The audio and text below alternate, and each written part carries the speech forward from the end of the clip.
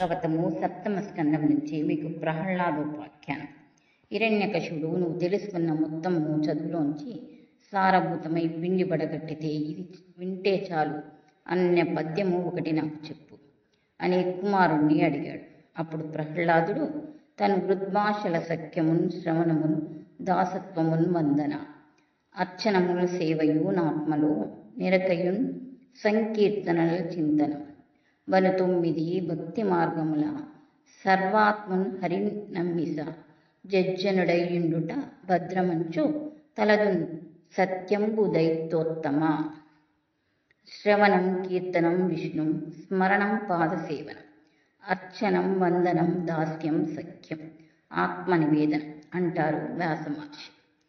తండ్రి, ఈ శరీరం ఉన్నందుకు మనం ఈశ్వరుణ్ణి 9 రకములుగా సేవించాలి. ఇదే నేను చదువుకున్న చదువుల మొత్తం సారాంశం అని చెప్పాడు. ఈ మాటలకు హిరణ్యకశిపుడు తెల్లబోయాడు. అప్పుడు అతను అన్నాడు, ఒరే, ఇది గురువులు చెప్పలేదు, నేను చెప్పలేదు. అలాంటి ఆలోచన నీకు ఎక్కడి నుంచి వస్తుంది? నువ్వు రాక్షస జాతిలో పుట్టావు. కంటికి కనపడని శ్రీమన్నారాయణ్ణి మీద నీకు భక్తి ఎక్కడి నుంచి వచ్చింది అని అడిగాడు. అప్పుడు ప్రహ్లాదుడు, తండ్రి, మీకందరికీ రాని ఆలోచన నాకెందుకు వస్తుందని అడిగావు కదా. ఆయనను విడిచిపెట్టి మిగిలినవి నువ్వు ఎన్ని చేసినా అవి అన్నీ ఎటువంటి పనులో చెప్తాను. పుట్టు గుడ్డివాడిని తీసుకువెళ్ళి పున్నమి చంద్రుని దగ్గర కూర్చోబెట్టి, పున్నమి చంద్రుడు ఎంత అందంగా ఉన్నాడో చూడరా అంటే ఎంత అసహ్యమో, ఈశ్వరుని విడిచిపెట్టి సంసారం చాలా బాగుంటుంది అనుకోవడం అంత అసహ్యకరం. కమలాక్షుని నర్చించు కరములు కరములు, శ్రీనాథుని వర్ణించు జిహ్వ జిహ్వ, సురరక్షకుణ్ణి చూచు చుడుకులు చుడుకులు, శేషసాయికి మ్రొక్కు శిరము శిరము, విష్ణు నా కర్ణించు వీణులు వీణులు, మధువైరి దవిలిన మనము మనము, భగవంతుడు వలగును పదములు పదములు, పురుషోత్తముని మీంది బుద్ధి బుద్ధి, దేవదేవుణ్ణి చింతించు దినము దినము, చక్రహస్తుణ్ణి ప్రకటించు చదువు చదువు, కుంభీనీదవు జెప్పెడి గురుడు గురుడు, తండ్రి హరిజేరు మనడిది తండ్రి తండ్రి. కమలముల వంటి కన్నులు ఉన్న శ్రీమన్నారాయణ్ణి అర్చించిన చేతులు ఏవైతే ఉంటాయో వాటికి చేతులని పేరు. శ్రీ మహావిష్ణువు గురించి పరవశించిపోయి స్తోత్రం చేయాలి. అర్చన చేసేటప్పుడు ఒక మెట్టు పైన నిలబడి లింగాభిషేకం చేయమన్నారు. శేషసాయికి మొక్కని శిరము శిరము కాదు. ఆ మహానుభావుడి గురించి కీర్తనం చెయ్యని నోరు నోరు కాదు. ఆయనకు ప్రదక్షిణలు చెయ్యని కాళ్ళు కాళ్ళు కాదు. ఆయన లోపల ధ్యానం చెయ్యని మనసు మనసు కాదు. ఆయనని గురించి చెప్పని గురువు గురువు కాదు అని ఇంకొక మాట చెప్పాడు. పుంజాక్షునకు గాని కాయంబు కాయమే, పవన గుంబిత చర్మభ్రష్టిగాక, వైకుంఠు బొగడని వ్రక్త్రంబు వ్రక్త్రమే, డమడమ ధనితోడి డక్కగాక, హరి పూజనము లేని అస్తంబు అస్తమే, తరుశాక నిర్మిత దర్భిగాక, కమలేశు చూడని కన్నులు కన్నులే తను కుడ్యజాల రంధ్రములుగాక, చక్రి చింతలేని జన్మము జన్మమే, తరళ సలిల బుందుంబు దంబు గాక, విష్ణు భక్తి లేని విభూదుండు విభూదుడే, పాదయుగ్మము తోడి పశువుగాక. ఈశ్వరుడు మహోదరుడు. ఆయన నిర్మించిన ఈ శరీరం చాలా గొప్పది. 9 రంధ్రములు కలిగిన తోలు తిత్తియందు పడి వాయువులు ఆయన శాసనము అయ్యేంత వరకు బయటకు వెళ్ళడానికి వీలు లేదు. అలా నిక్షేపించి నడిపిస్తున్న పరమాత్ముని తలుచుకొని వాడు ఆ కమలాక్షుని సేవించడానికి సిద్ధపడిన శరీరము శరీరం కాదు, అది ఒట్టి తోలుతిత్తి. అందుచేత తండ్రి, చెయ్యవలసినది ఏదైనా ఉంటే ఒక్క కైంకర్యం చేయడానికి మనిషి బతకాలి. అటువంటి బుద్ధితో ఉండాలి అన్నాడు. ప్రహ్లాదుడు చెబుతున్న విషయములను విని హిరణ్యకశిపుడు కోపించిన వాడై గురువుల వంక చూశాడు. మేమేమీ చెప్పలేదు మహాప్రభు అన్నట్లు హడలిపోయి చూస్తున్నారు చండమార్కులు. ఈ పద్యములన్నీ నీకు ఎక్కడి నుంచి వచ్చాయి? శ్రీమన్నారాయణుని సేవించాలని ఎలా చెప్తున్నా? నీకీ భక్తి ఎలా కలిగింది? వాళ్ళెవరో నాకు చెప్పు, వాళ్ళ సంగతి చూస్తాను అన్నాడు. ప్రహ్లాదుడన్నాడు, నాన్న, నీలాంటి వాడికి శ్రీమన్నారాయణ గురించి చెప్పినా, వాళ్ళు ఉన్నారు అని చెప్పినా నీకు అర్థం కాదు. నీ కళ్ళను మూసుకున్నావు. అజ్ఞానంలో పడిపోయిన వారికి చెబితే తలకెక్కుతుందా? జ్ఞానావస్థలో కూరుకుపోతూ సంసారం సత్యమని నమ్మే నీలాంటి అహంకారపూరితమైన వ్యక్తులకి ఎవరు చెప్పారని చెబితే నీకు అర్థమవుతుంది అని అన్నాడు. ఇతని మాటలు వినేసరికి హిరణ్యకశిపునికి ఎక్కడ లేని ఆగ్రహం వచ్చింది. రాక్షసులను పిలిచి, వీడిని చంపండి, వీడిని తీసుకెళ్లి మంచులో నిలబెట్టండి, కొన్నాళ్ళు అన్నం ఇవ్వడం మానేయండి, ఆ తర్వాత వీడి నవరంధ్రములు మూసేయండి, ఆ తర్వాత నేను నా మాయను చూపెట్టి భయపెడతాను, మరుగుతున్న నూనెలో వెయ్యండి, పర్వత శిఖరముల మీద నుండి కింద త్రోయండి, ఏనుగులతో తొక్కించండి, సముద్రంలో పారేయండి అన్నాడు. తనని శూలం పెట్టి రాక్షసులు పొడు చేస్తుంటే, పర్వత శిఖరం మీద నుంచి కింద పారేస్తుంటే, సముద్రంలోకి విసిరేస్తుంటే, కింద పడేసి ఏనుగుల చేత తొక్కిస్తుంటే, రాక్షసులలో, తండ్రిలో, అందరిలో, అంతటా శ్రీమన్నారాయణ్ణి చూసి పొంగిపోతుంటే, గుప్త రూపంలో స్వామి లక్ష్మీ సహితుడై వచ్చి ప్రహ్లాదుని పట్టుకుంటున్నాడు. ఇంతమంది కలిసి కుమ్మితే ఏమీ జరగడం లేదు. ఈశ్వరుణ్ణి నమ్ముకున్న వాడికి ఏమీ లోటు ఉంటుంది? రాక్షసులు అలా హింసిస్తుంటే ప్రహ్లాదుడు ఎక్కడ ఉన్నవాడు అక్కడే నిలబడి నారాయణ జపం చేస్తుంటే అంతకంతకీ తేజో విరాజితుడు అయిపోతున్నాడు. హిరణ్యకశిపుడికి ఒక్కొక్క వార్త వస్తుంది. ప్రహ్లాదుడు ప్రకృతికి అతీతమైన స్థితిని పొందాడు. తన వాడైన కారణం చేత, తన యందు భక్తి కలిగిన కారణం చేత ఈశ్వరుడు ఆనాడు ప్రహ్లాదుని రక్షించుకున్నాడు. హిరణ్యకశిపుడు రాత్రింబవలు దీనవదనంతో కూర్చొని ఉన్నాడు. ప్రహ్లాదుని చంపడానికి ఎన్ని ఉన్నాయో అన్నిటినీ ప్రయోగించాడు. కానీ అతడు చచ్చిపోలేదు, కనీసం నీరసపడలేదు. పైగా అతను ప్రయత్నించే కొలది పిల్లవాడు ఎక్కువ తేజమును పొందుతున్నాడు. ఇప్పుడు గురువులు బెంగ పెట్టుకోవద్దు, చావుతో సమానమైన మందు ఒకటి మా వద్ద ఉంది, వీనిని తీసుకువెళ్ళి అక్కడ వేసేస్తాం. ఈ పిల్లవాడికి వయసు వస్తుంది కాబట్టి చాలా గొప్పగా రకరకాలుగా కామశాస్త్రాన్ని బోధ చేసేస్తాం. వీడు భ్రష్టుడైపోతాడు, సంసారం నందు అనురక్తి కలుగుతుంది అని చెప్పి పిల్లవాడిని తీసుకువెళ్ళి అతనికి శాస్త్రబోధ ప్రారంభించారు. పరమ సంతోషంగా కూర్చుని గురువులు చెప్పినది చక్కగా నేర్చుకుంటున్నాడు. ఒక రోజున గురువులు తమ గృహ కార్యములను నిర్వర్తించుటకు లోపలికి వెళ్ళారు.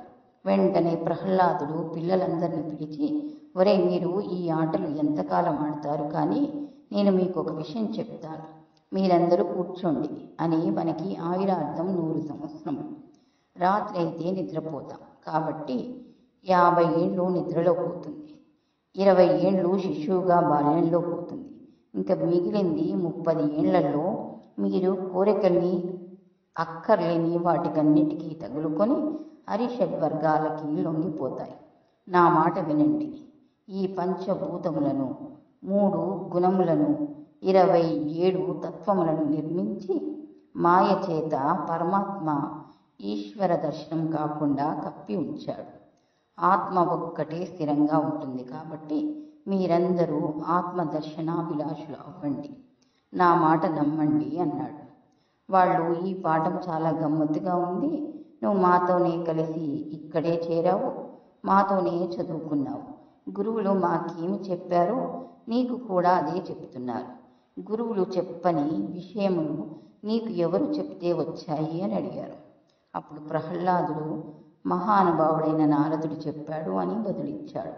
అప్పుడు వాళ్ళు నారదుడిని, నువ్వు ఎప్పుడు కలుసుకున్నావు, ఎప్పుడు నేర్చుకున్నావు అని అడిగారు. హిరణ్యకశిపుడు తపస్సు చేసుకుంటున్నప్పుడు గర్భిణి అయిన లీలావతిని చెరపట్టి ఇంద్రుడు ఈడ్చుకుపోతున్నాడు. నారదుడు ఎదురు వచ్చి, మహాప్రతివ్రత అయిన కాంతను ఎందుకు చెరపట్టి తీసుకెళ్తున్నావు అని అడిగాడు. ఇంద్రుడు, నాకు ఆవిడ మీద క్రోధం లేదు. ఆవిడ గర్భం నందు హిరణ్యకశిపుని తేజం ఉన్నది. వాడు తపస్సు యందు సమసిపోతాడని మేము అనుకుంటున్నాం. ఈలోగా బిడ్డ పుట్టి వాడు కూడా పెరిగి పెద్దవాడైతే చాలా ప్రమాదం. అందుకని ఆ బిడ్డడు పుట్టగానే సంహారం చేసి ఈమెను విడిచిపెడతాను అన్నాడు. అప్పుడు నారదుడు అన్నాడు, నీకేమి తెలుసు? ఆవిడ గర్భంలో మహావిష్ణు భక్తుడైన వాడు ఉన్నాడు. వాడు జన్మచేత భక్తి జ్ఞాన వైరాగ్యములతో పుడుతున్నాడు. అటువంటి మహాపురుషుని కథ వింటే తరించిపోతాము. అందుకని లీలావతిని నా ఆశ్రమమునకు తీసుకువెళతాను అని తీసుకువెళ్ళి అక్కడ వేదాంత తత్వమును ప్రబోధం చేశాడు. చెప్తున్నప్పుడు లీలావతి వింటూ ఉండేది. చిత్రం ఏమిటంటే విన్న లీలావతి మర్చిపోయింది. కడుపులో ఉన్న పిల్లవాడికి జ్ఞాపకం ఉండిపోయింది. అలా జ్ఞాపకం ఉండడానికి కారణం తన గొప్పతనమేనని ప్రహ్లాదుడు చెప్పలేదు. మా అమ్మ మళ్ళీ వచ్చి హిరణ్యకశిపుడితో సంసారంలో పడిపోయి భోగభాగ్యములలో తారాడుచూ చెప్పిన బోధ మరిచిపోయింది. అందుకు కారణం గురువుల అనుగ్రహం మా అమ్మ యందు లేదు. గురువుల అనుగ్రహం దైవానుగ్రహం నా యందు ఉన్నది. అందుకని అమ్మ కడుపులో విన్న నాకు నిలబడిపోయింది. గురువు అనుగ్రహం దైవానుగ్రహం జ్ఞానము నిలబడడానికి ఎంత అవసరమో చూశారా అన్నాడు. అప్పుడు పిల్లలందరూ లేచి నారాయణ భజన చేయడం మొదలుపెట్టారు. లోపల నుంచి గురువులు బయటకు వచ్చారు. ప్రహ్లాదుని పట్టుకొని జరజరా ఈడుస్తూ హిరణ్యకశిపుని దగ్గరకు తీసుకువెళ్ళి, అయ్యా, తులసీవనంలో గంజాయి పుట్టినట్లు రాక్షస వంశంలో నీ కొడుకు పుట్టాడు. వీడికి పాఠం చెప్పడం దేవుడెరుగు. వీడు రాక్షస బాలకులందరినీ పాడు చేసేశాడు. అందరినీ నారాయణ భక్తులుగా చేసేస్తున్నాడు అన్నారు. ఇలా అనేసరికి హిరణ్యకశిపుడు ఎవరి దిక్కు చూసుకొని ఎవరి బలం చూసుకొని నువ్వు ఇలా ప్రవర్తిస్తున్నావని కుమారుణ్ణి చూసి అడిగాడు. బలయుతులకు దుర్బలులకు బలమివ్వడు. నీకు నాకు బ్రహ్మాదులకు బలమివ్వడు. ప్రాణులకును బలమివ్వడంటి విభుడు బలము సురేంద్ర. నాన్న, నీలో బలానికి కారణమెవ్వరో వారే నాలో బలమునకు కూడా కారణం. బలహీనుడైన వానిలో ఉన్న కొంచెం బలానికి కారణం ఎవ్వరో లోకములను సంపాదించిన మహాబలవంతుల బలమునకు కారణమెవ్వరో వారు నాకు దిక్కు అన్నాడు. ఏమిరా వాడు దిక్కు దిక్కు అంటున్నావు కదా, వాడు ఎక్కడ ఉన్నాడో చెప్పగలవా అని హిరణ్యకశిపుడు అడిగాడు. నాన్న, ఎక్కడ ఉన్నాడో చెప్పమని అడుగుతున్నావేమిటి?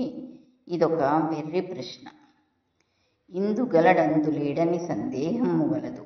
చక్రీ సర్వోపగతం డెందెందు వెతికినా నందందే గలడు దానవాగ్రని వింటే. జ్ఞాననేత్రంతో చూసేదంతా కనపడదు. చేరువు కనబడుతుంది, ఆభరణము కనపడదు, స్వర్ణం కనబడుతుంది, పాత్ర కనపడదు, మట్టి కనబడుతుంది. జ్ఞాననేత్రంతో చూడు, ఉన్నది నారాయణుడు ఒక్కడే. అంతటా స్వామి ఉన్నాడు. నువ్వు చూడడానికి ప్రయత్నం చెయ్యి అన్నాడు. ఒక పక్క తండ్రి ఆగ్రహంతో ఉంటే అంతటా నారాయణుడు ఉన్నాడని చెప్పడానికి పారవశ్యం వచ్చేసి పొంగిపోతూ ప్రహ్లాదుడు నాట్యం చేస్తూ, కలడంబోది గలడు గాలి గలడాకాశమున గుంబిని గలడంగిని దిశలం బంగళ నిశలన్ కాద్యోత్య చంద్రాత్మలం గలడ డంకోరమునం దిమూర్తుల త్రిలింగ వ్యక్తులం దంతటం గలదీశుండు గలడు తండ్రి వెతకంగా నీలా నీయా ఎడన్. నాన్న, ఈశ్వరుడు ఎక్కడ లేడు అని అడుగు. ఈశ్వరుడు లేని ప్రదేశం లేదు. రాత్రులయందు పగలందు ఆకాశమునందు పైన మధ్యలో సర్వభూతములయందు అగ్నియందు ఓంకారమునందు సమస్త ప్రపంచమునందు నిండి నిబిడీకృతమై ఉన్నాడు.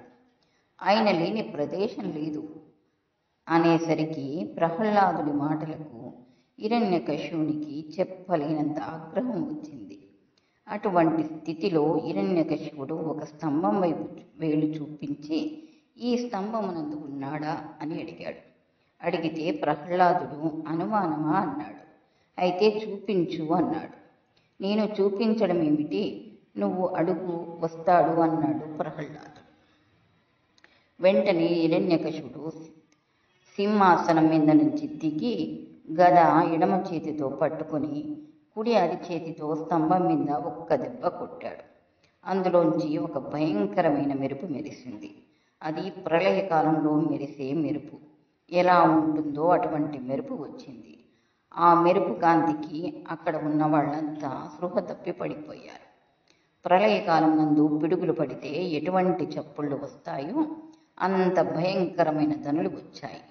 మహానుభావుడు అపారమైన తేజోవంతమైన పాదములకు అలంకరింపబడిన మణిమంజీరములతో, బలిష్టమైన తొడలతో, గుండ్రని పిక్కలతో అలంకరింపబడిన పట్టు పీతాంబరంతో, దాని మీద పెట్టబడిన మొలనూలు నుంచి వస్తున్న చిరుగంటల సవ్వడితో, పిడికిలితో పట్టుకోవడానికి వీలైన సన్నని నడుముతో, గుండ్రంగా తిరిగి లోపలికి వెళ్ళిన నాభితో, కఠినమైన శిల వంటి విశాలమైన వక్షస్థలంతో, అనంతమైన బాహువులతో, శంఖ చక్ర గద పద్మ తోరణములను గండ్రగొడ్డలిని పట్టుకున్న వాడై, చక్కటి పొడుచుకు వచ్చిన చుబుకంతో, గాలికి అల్లాలలాడే నవ పల్లవము ఎలా ఉంటుందో అటువంటి ఎర్రటి అదురుతున్న రోషంతో కూడిన పెరివితో, ముత్యాల వంటి దంతపంక్తితో, మందార పర్వతం గుహ ఎలా ఉంటుందో అటువంటి నోటితో, నాసికా రంధ్రములతో, తూర్పు కొండ మీద ప్రకాశిస్తున్న 2 సూర్యుల అన్న నేత్రములతో, విశాలమైన ఫలభాగంతో, అంతటా ఆవరించిన ఎర్రటి జుట్టుతో, నవరత్న ఖచ్చితమైన కిరీటంతో, అటు ఇటు శిరసును కదుపుతుంటే ఆయన రోమములు ఆకాశమంతా వ్యాపించి కొడితే ఆకాశం నందు సంచరించే సిద్ధుల విమానము అన్నీ కింద పడిపోయాయి. ఆనాడు స్తంభంలోంచి బయటికి వచ్చి గర్జన చేసి ఆ ధ్వనులకు సముద్రములు తిరుగుడు పడ్డాయి. భూమి కంపించి బద్దలైపోయింది. ఎక్కడి వాళ్ళక్కడ స్తంభీభూతులై ప్రళయం వస్తుంది అనుకున్నారు. ఇటువంటి మూర్తిని చూసి కూడా హిరణ్యకశిపుడు దుస్సాహం చేశాడు. కత్తి పట్టుకుని స్వామి మీద పడ్డాడు.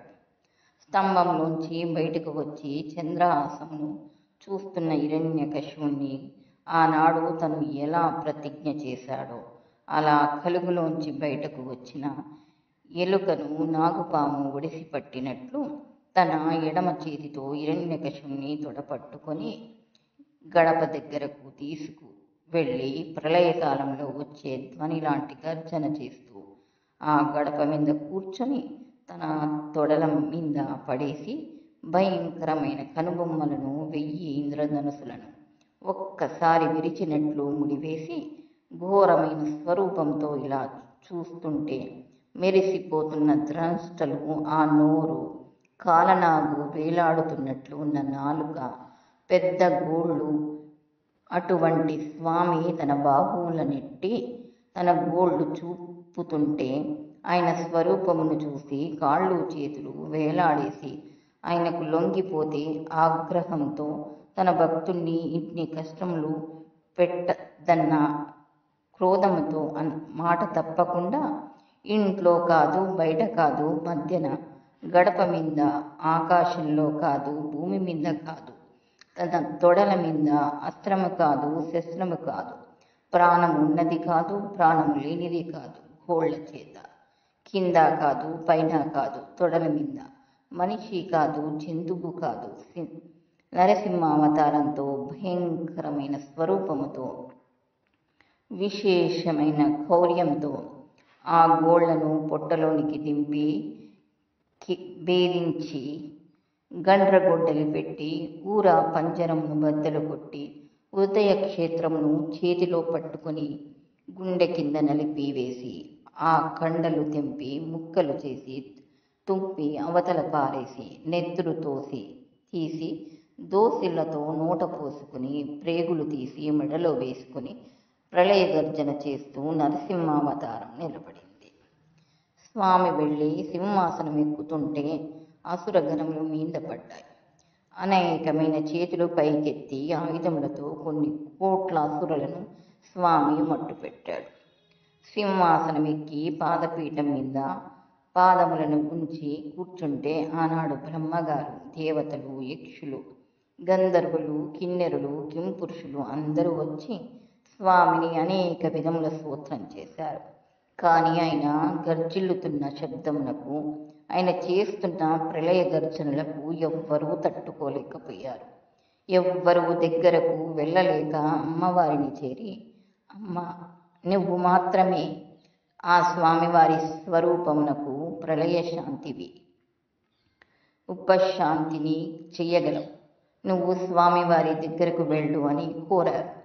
ఆవిడ అంది, ఇదేదో ప్రళయకాలంలో ప్రకాశించే సూర్యబింబంలా ఉన్నది, కానీ నేను సేవించే స్వామివారి ముఖమండలంలా లేదు. నా స్వామిలా ఎప్పుడు నవ్వుతూ ఉండే దయారసంతో కూడిన ముఖం కాదు. ఇది భార్య దగ్గరికి వెళ్ళడానికి సాహసించే మూర్తి కాదు అంది.